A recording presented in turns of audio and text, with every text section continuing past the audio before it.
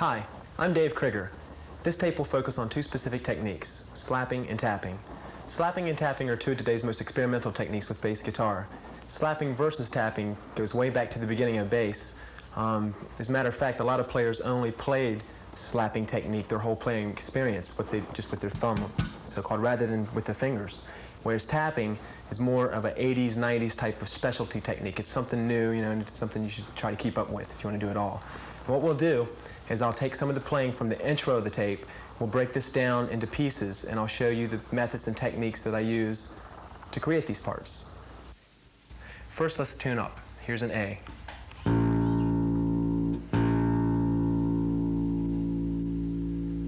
Here's an open D, G, and an E.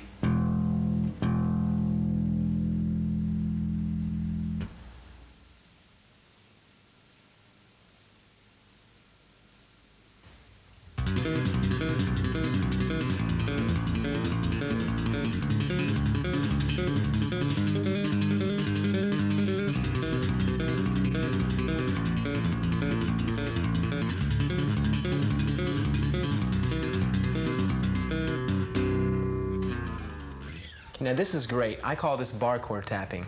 What it is an all-tap method here. It's not something that has hammer-ons and pull-offs in. And before we get started on tapping, let's go over a few things that you need to know. One is most important. You need to know if your action string height is right. What you can do is adjust your action back here. If you know that much about setting up your instrument, you can adjust your action by lowering and raising the bridge position back here. Now if it's too low, you're going to get buzzing. If it's too high, you're going to have a hard time actually pushing down on the strings. So if you don't know that much about it, maybe take it to a guitar shop. Anyone that does repairs can do your string action for maybe like 20 or 30 bucks. I think they'll charge you, and that'll cover everything as far as string and neck action adjustment and everything. Now these basses I use, Ibanez basses, they're really good basses for this. They've got a nice thin neck on them, and you can get around faster, and the action sets up really nice on them. They're great. Now remember, I said this is an all-tap exercise. There's no hammer-ons or no pull-offs involved in here. Now I originally wrote this piece much faster. It's on the third record, Sonic Tapestries. It's the song Sky Dragon. It's a bass intro, and you can hear this real well because it's unaccompanied as the bass starts it off. But I originally wrote this a much faster piece, but let me go over the Sonic Tapestries part thing first here. What I'm doing is I'm going from a B major chord, just a standard B major bar chord. If you know anything about guitar, this would be a standard bar chord. Like that, you'd be playing root, fifth, octave, and a high third there. Like that, just a standard chord. And now I'm taking this and I'm keeping the same position here, but I'm tapping these two. And I'm tapping this in what you call a sextuplet type rhythm. It's 6 notes at a time. It's 1, 2, 3, 4, 5, 6, 1, 2, 3, 4, 5, 6. So it'll be like that. And just get a really good attack on it so you can hear each note evenly. You don't want to just tap the first note harder, even though this will be your downbeat. Keep that in mind too. So your downbeat is your root note of the chord. Okay, now what I'm doing in the song Sky Dragon is I'm playing a regular B major bar chord, down to A major, up to C sharp major. Then I'm getting weird here. I'm going to a G major 7. And let's go over all possibilities in one position. Let's just take B for instance, and then I'll show you what's going on. This B major you can change. This is great. You can change B major to B minor just by lowering the third a half step. Make it a G major 7, or I'm sorry, B major 7 by bringing this finger up to the 7, and then minor 7. Like that. Now all these have the same rhythm. They all have 1, 2, 3, 4, 5, 6, 1, 2, 3, 4, 5, 6, like that to them. And so what I'm playing is I'm just going, root, fifth, 8, third, 8, fifth, and then even with the 7s are the same thing. Root, fifth, 8, 7, 8, 5, like that. Okay, so here it is in its entirety. It's the Sky Dragon part.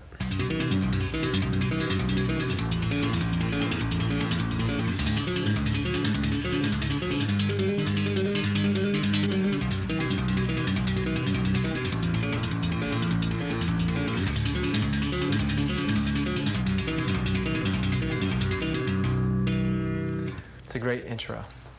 All right, also what we can do is we can move these chords around a lot faster and get a great sound like I did at the intro of the tape. What I did is started in F major and immediately moved to G major to D major 7 to B major 7. Now this is played the exact same way. This is in a sextuplet type rhythm, 1, 2, 3, 4, 5, 6, 1, 2, 3, 4, 5, 6, and you're just going one progression through each chord. For example.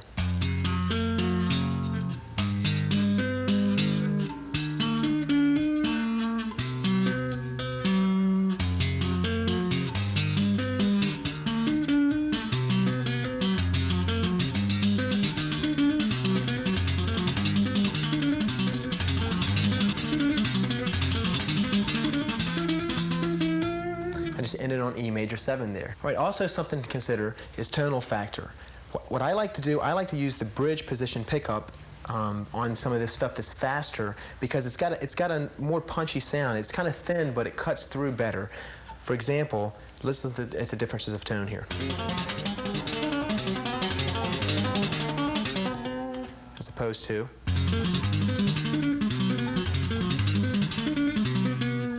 To me, this right here just cuts through a little bit better.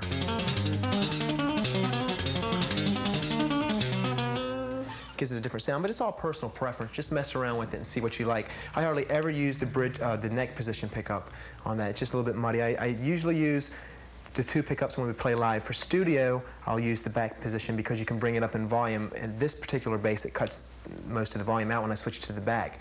But studio, you can compensate for that with volume-wise on the board. So live, I just usually use both positions.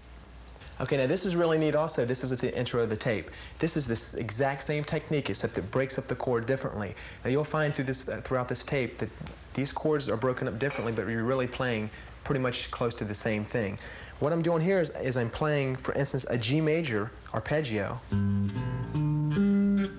like you would play it with your fingers. So I'm fretting it up on the neck like you would regularly play it if you were just playing with your fingers. Now I'm taking this also and breaking it up into a tapping exercise.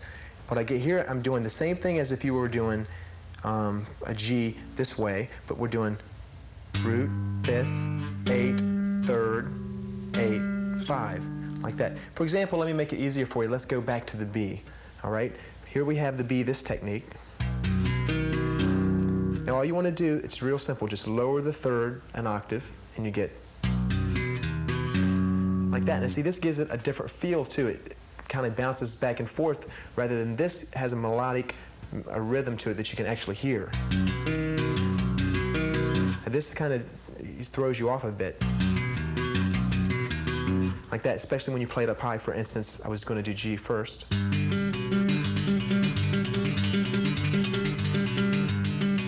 Has that bounce back type of rhythmic feel, a sound to it. And what we can do is we can play like I did in the intro. We can play in a key of A minor, play down from A minor. If you're going to stay in the A minor scale, it'd be A minor, G major, be F major, and D minor.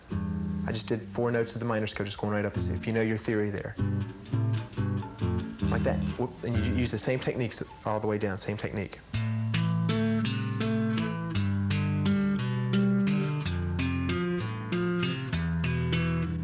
Like that, and just stick in one position for like maybe 2 progressions.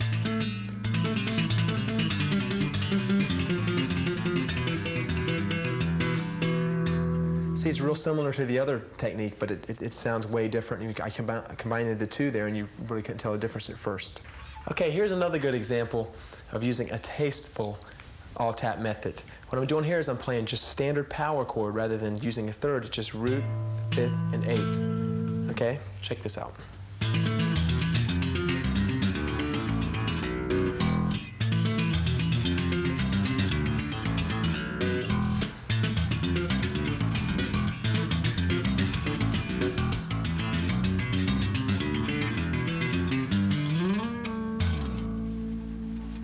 Okay, now what I'm doing here is I'm doing something from the tune Hocus Pocus that we did on our 3rd release, Sonic Tapestries.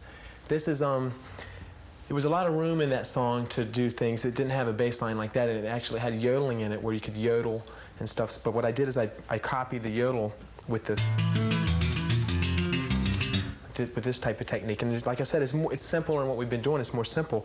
It's just using root, 5th, and 8. And here I'm doing like a 1, 2, 3, 4, 2, 2, 3, 4, 3, 2, 3, 4, like a 16th note type pattern, technically, speaking. And I'm just going from A to E, We went to F, to C, to D, to A, then to B, except the B was played, and then to E, like that. Then I went to the same exact technique, but then I played it differently. I tapped the root, and then I tapped the fifth and octave together.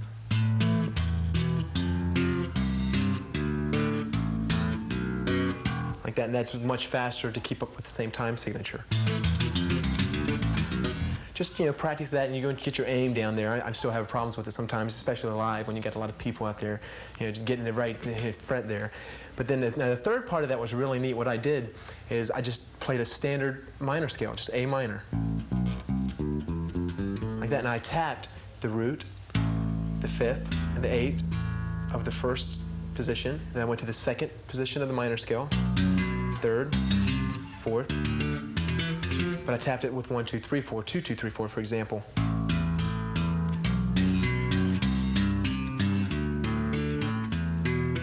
And when I get to the sixth position, I broke it up just to root fifth. I went root fifth, and slid up to the A, and then down like that to the low A. You can hear an example of this on, like I said, Hocus Pocus, up the third release, once more.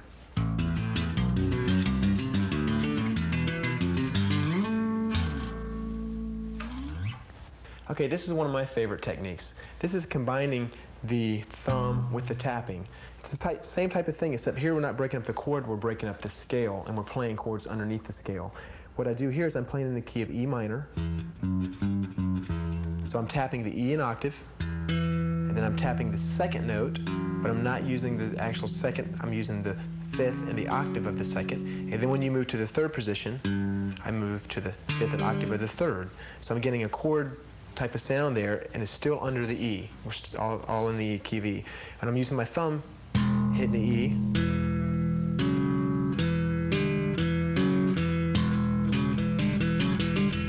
Just try moving around like that to get comfortable with what we're doing here. You can try stuff like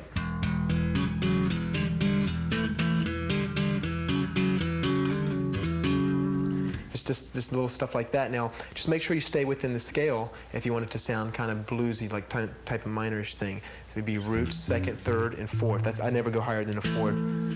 And what I did at the intro of the tape, I played something like this.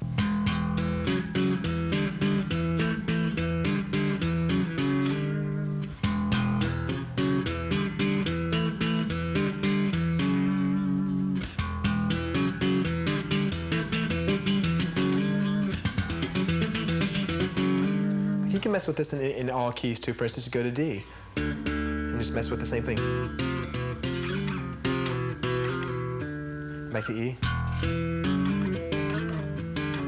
It's really neat. It's something you can work with, and you can break your fingers up and try maybe like.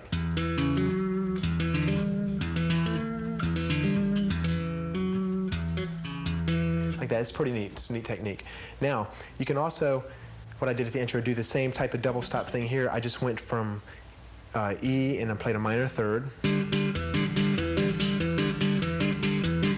back to the E. Kept jumping back. And then I broke the chord up differently here. Instead of playing fifth and octave of the G, when I slid up and separated my fingers and slid up to the E in the fifth. Like that. So I went from G to E. Same thing if you would have went down here. Like that, to G to E. It would be G to E. Like that. And that's how I ended the double stop section.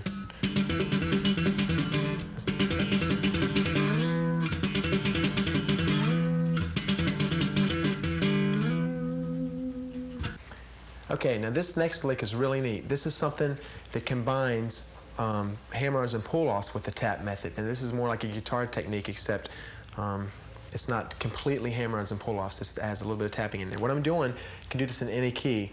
Let's take, for example, G minor. So I'm going to slide up to the octave of the G, hammer on to the third, go up here on the same string to the fifth, and then tap the octave.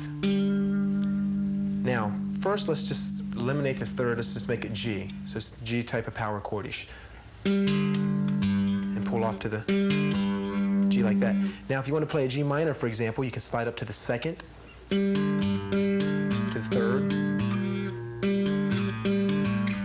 like that. if this sounds really neat, sometimes I do this, people really can't figure out what's going on. All I'm going to do now is I'm going to slide to the second, to the third, to the fourth, back to the third, to the second, back to the root, or something. It would sound like this.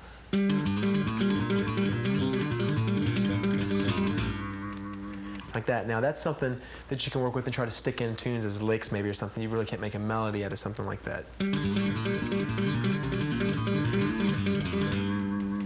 And what I did at the beginning, when I first started showing you this, I did a part here where I had the third involved. Here you can play just like a descending type arpeggio pattern, 8, 5, third, and then down to the root.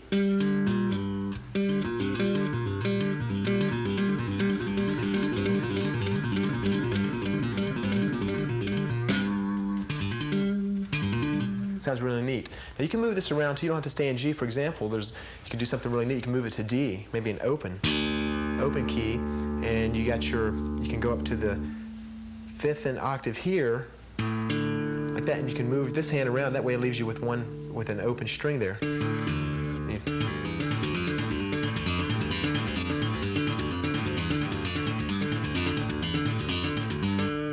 Like that, where you can do the same thing we just did. That, but this works pretty cool for just fills in a tune or something if you want to go like the D note, like that.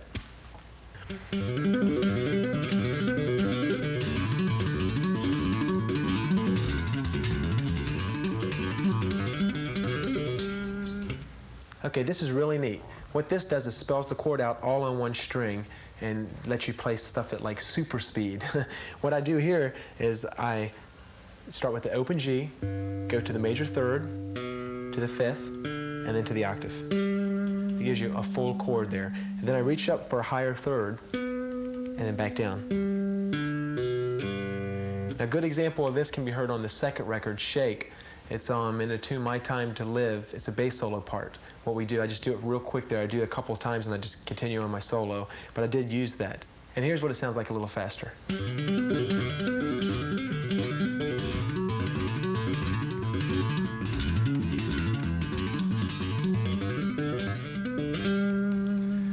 Now what you can do, also you can change this chord from major to minor by lowering the third a half step. Here it gets a little bit rough because you have such a wide span there and you grip there. Here you can get lower. It makes it easier actually because it's closer to your index finger. All you do is you just play the same thing. It's like I said, it's root, third, 5th, octave, and then third. That would be your G minor, like that.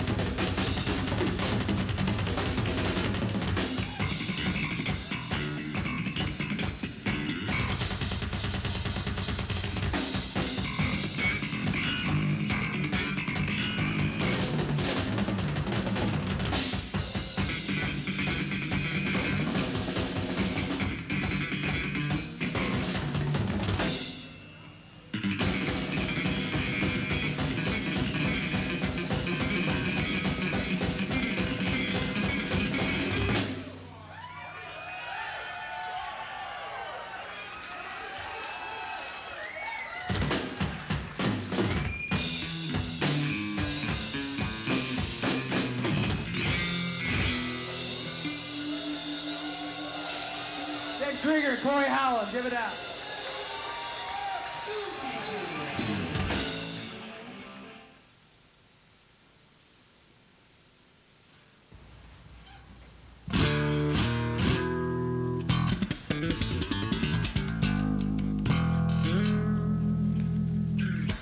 Okay, slapping, plucking, thumping, popping, it's all the same thing. Basically, it's other than picking with your fingers. And what we'll do is we'll go over some of the things like we did with tapping, take them one by one, go over these techniques. Now, a couple things you need to know about this is the same as tapping.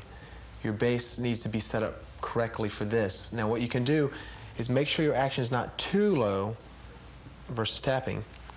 Because your note will fret out, especially when you're trying to thump something, it'll fret out. So again, you can make sure your bass is not too low by adjusting your action back here.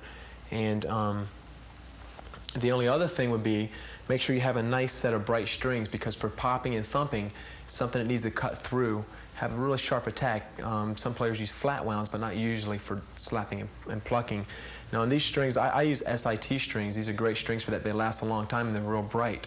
I even use these round wound strings on my fretless, when you usually commonly use flat wounds in your fretless. I like the sharp attack, bright sound. Okay, let's start with thumbing, where to thumb and how to thumb, and even why to thumb. Okay, what we're going to do, I'm going to show you some of the advantages and disadvantages to thumbing up on the neck and back here.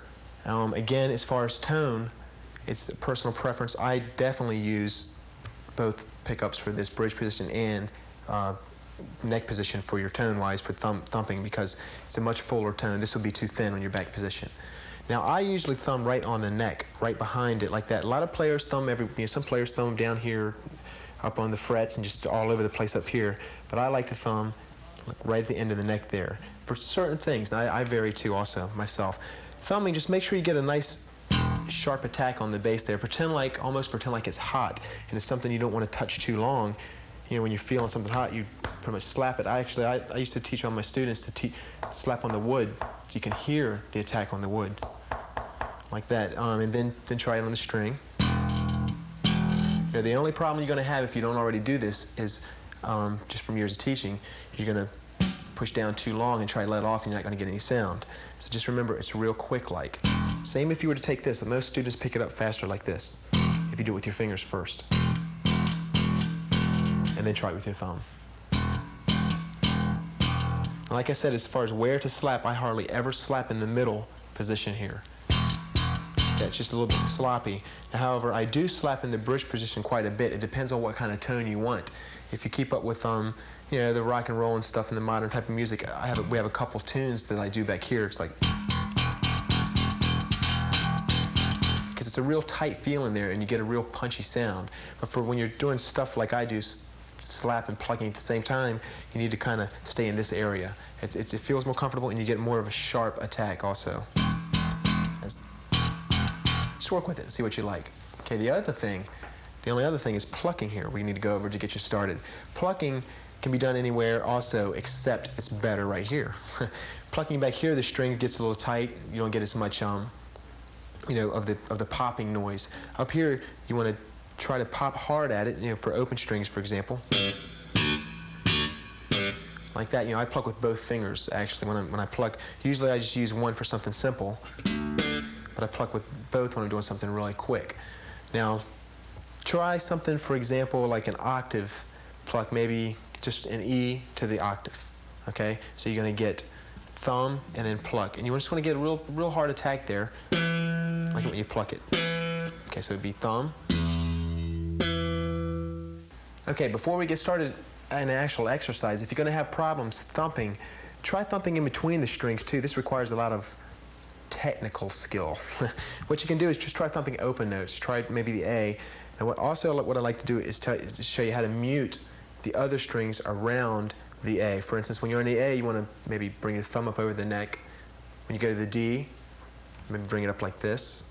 Go back to the E, mute these guys, and just have it open. E like that. Okay.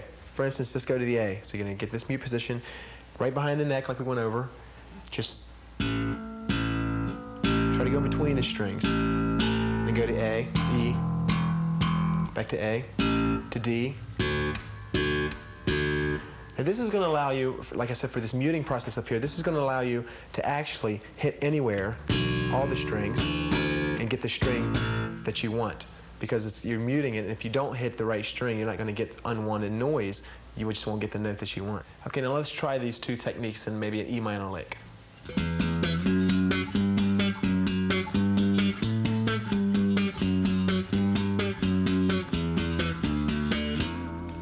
Okay, what I did there is just simply went right up the E minor scale. I went root, second, third, fourth, third, second, root, seventh octave, or root. Okay, now down here, like I said, just want to try to get, I'm doing a double thumb on that. Then I'm going to the second, same thing.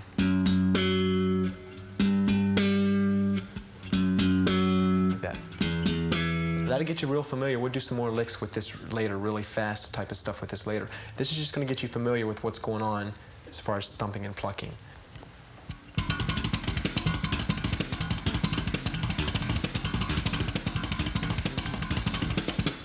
Okay, this is what makes everything sound way faster than what it is.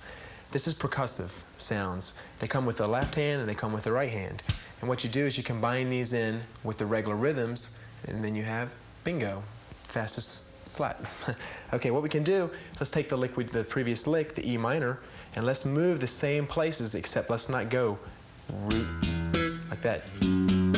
Now, in between the E and the F sharp, when you're moving to the second, you play the percussive note with your thumb, for example.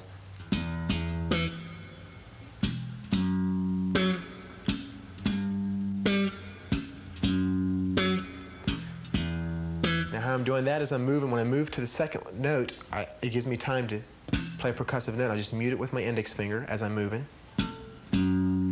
Move.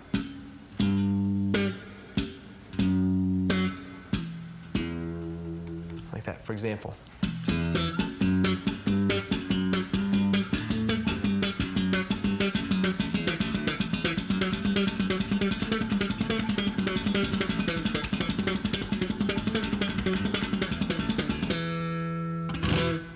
Try to stay in one place maybe to get used to it.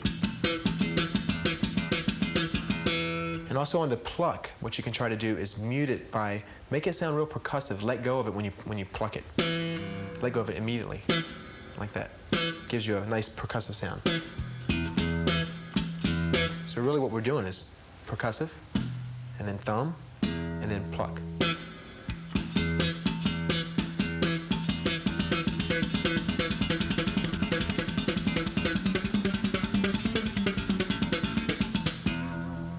You can use this in all types of tunes, and you will use this in all types of tunes if you don't already do this. You can use it in your standard playing. You just try doing tunes that you already know and apply this technique. Okay, the other technique is left-hand percussive. It's real easy. Once you get this, it'll be with you forever. The problem is getting it to come out. What we can do, we can use thumb twice on the E, just stop the E. And the trick here is to try to keep your fingers parallel with the frets, and maybe push with all fingers, maybe. Like that. You want to get the sound to sound like a percussive sound. You don't want any unwanted note ring in there, for instance, like this. I mean, that's the biggest problem I have when I'm trying to show this technique is all the players and students will push down the note. But it's best to try to go from an open note ringing and stopping it rather than just trying it by itself. Like this, for instance. Like that. Just try that and get that. You're going to need to do this on all strings too.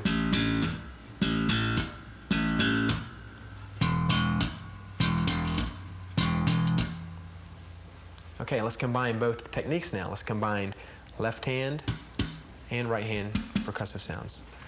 Go back to the intro of the tape where I started off the slap and I played the E minor rhythm.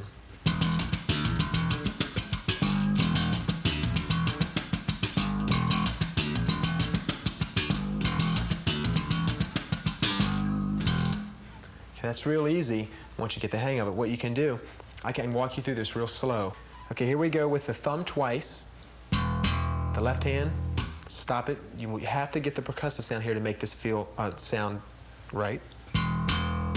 And then the finger comes in between the string and your thumb smacks the E string and makes a percussive sound. So let's start from the beginning. 1. So we got 1, 2, 3, 4. And then you pluck it from the 7th to the 8th. Try that a few times to see if you can get the hang of that. Okay, then you do the same thing again. 1, 2, 3, and then D octave. Just plain old thumb D and octave.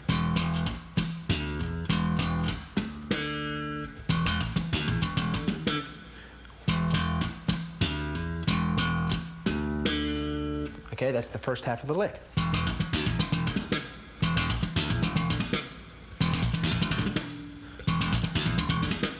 Okay, then you move positions on your left hand down to the G, and you get a staccato or percussive note first, and then thumb the G, and then pluck the G octave, and then back to the G.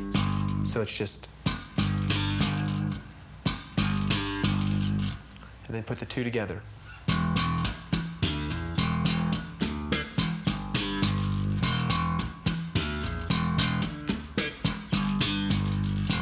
Now, when you're moving positions here, you'll notice when you come from the D to the G, that's when you can sneak that percussive note in there because you have time to do it. So it'll be, for example.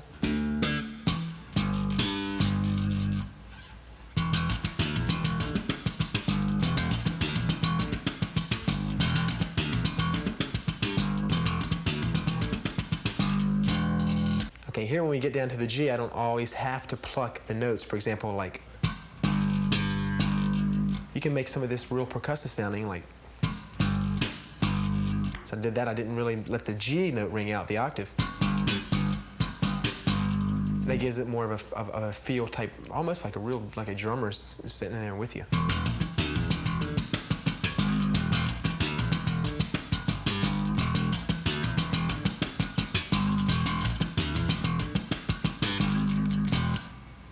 Okay, now here we go. The same exact lick. I'm going to phrase it different and give you a whole different feel. This is what I did at the intro of the tape. It was real percussive sounding, and it's using the same technique. It sounds like this.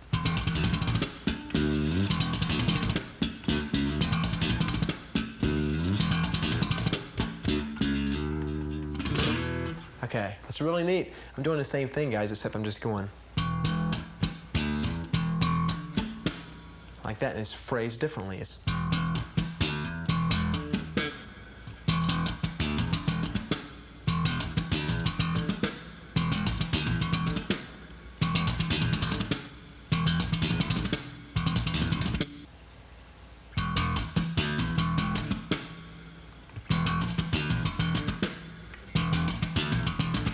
okay, phrased differently.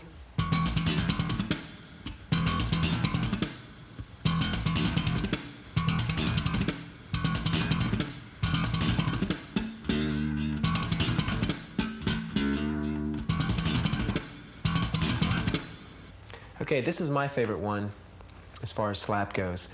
This is played in E minor.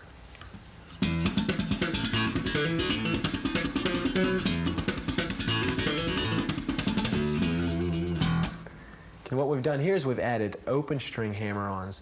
This lets it, so it actually makes it sound a little bit faster than what it really is too, and plus it's got a neat sound to it. It's different. I use the same thing we went over already. I'm using the same plucks down here and same thumps and plucks.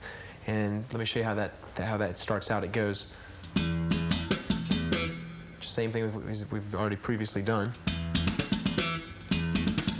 But I go for like a percussive sound on the octave there. Okay, and then I'm plucking from the 4th to the 5th to the 7th to the 8th. It's kind of like a pentatonic almost. And so we're getting 2 staccato or percussive notes in there on the way down. So it's kind of a funky thing there.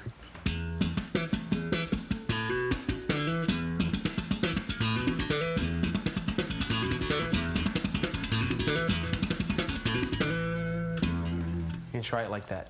All right, for the second half of this lick, it starts on the 4th note of the scale and uses the 8th, which creates a 5th pattern here. But actually, it starts on you start from an open note and you thumb it twice to D, hammer on to the fifth, hammer on to the eighth, and then thumb, pluck. Creates this, which is really neat. I'll show you some more stuff with this in just a little bit. And then I just walk right up chromatically into the eighth, and I'm still using the fifth pattern.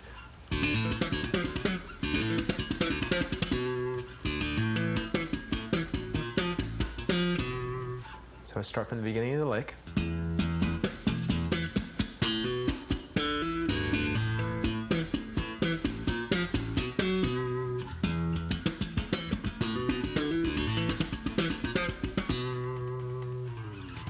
Okay, once more on the whole lick in E minor.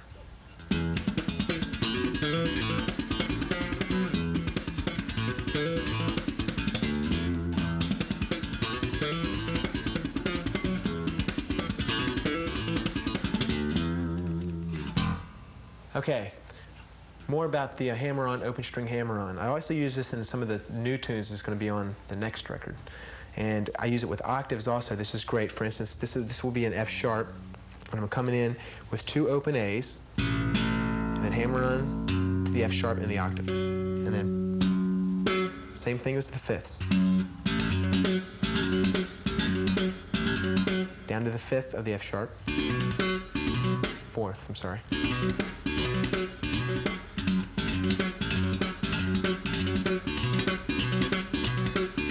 It's way easier than what you think it is when you hear it. It's much easier. Now you can use this in any kind of keys.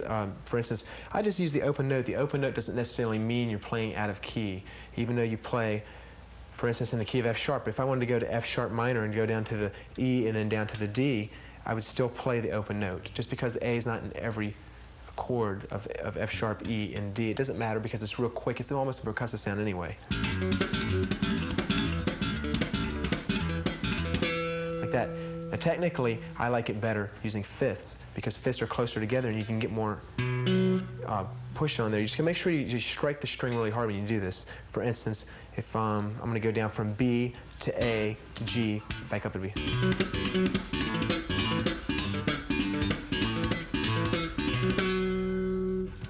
All right, here's an A boogie thing for you.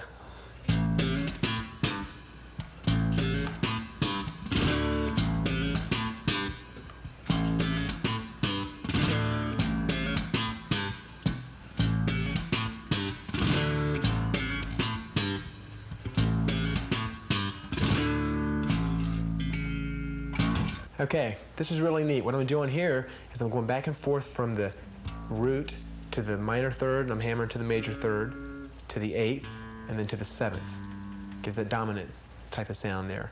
And it sounds really neat. Here, let me play it for you again real slow. I'm going from the root, plucking from the third to major. Then I'm getting a staccato note or percussive note, like that on my eighth, and then down to the seventh with no percussive note.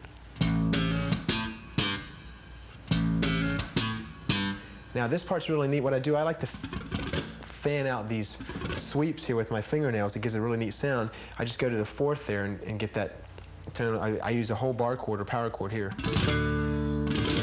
Like that. It's just something that sounds neat. I use this a lot in my playing. And that breaks up the rhythm and brings it back into.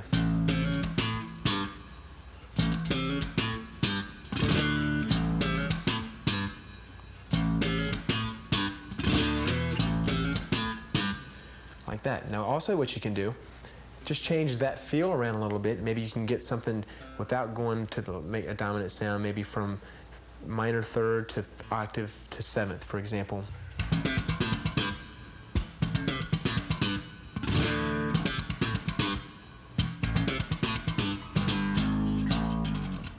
Okay, well all I'm doing there is the same thing we just did, except I'm going 2 on A, plucking the third, and then 2 on A again, plucking the eighth, and then 2 on A and plucking the seventh. And then getting the fan back in there, the rake. You can change this around and do all kinds of neat stuff yourself. You make up your own things. This was in the key of A. Try it in G and try it everywhere, and actually you can change the melody notes around a little bit. You don't have to go from the third to the eighth to the seventh. Try going the other way around.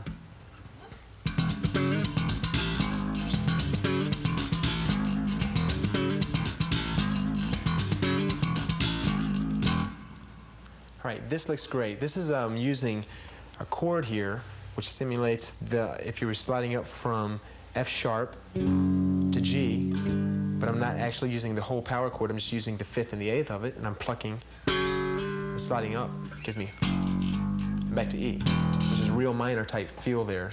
And I'm just using the same stuff we went over previously, the percussive techniques, for example. Like that, that's even before the first note rings in, you get 4 percussive sounds. And then the slide. A, G. Just, and then when you get your finger in between the A, you make a percussive sound.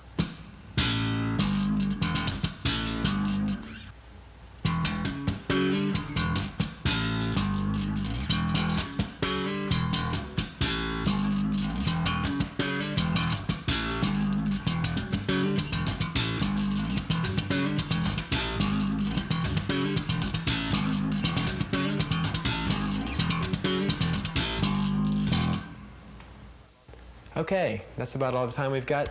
I hope you guys picked up something on the lessons. I'd like to thank Ibanez for making these great basses. I'd like to thank SIT Strings for making great strings. Keep practicing, keep rocking.